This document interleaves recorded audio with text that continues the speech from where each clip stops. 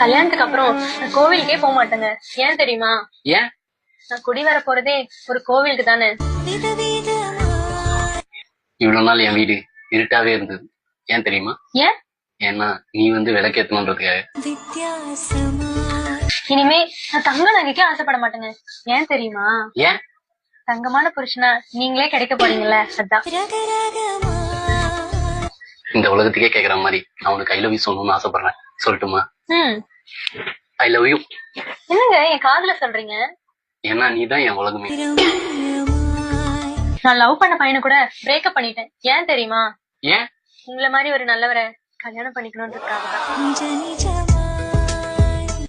நான் தொட்டு தாலி கட்டின என் பொண்டாட்டியை டைவர்ஸ் பண்ணிட்டேன். ஏன் தெரியுமா? ஏன்? ஏன்னா நான் உன்னை கல்யாணம் பண்ணிக்கணும்ன்றதுக்காக. ஆல்ரெடி கல்யாணம் ஆனவனா நீ? அவனை விடுறா.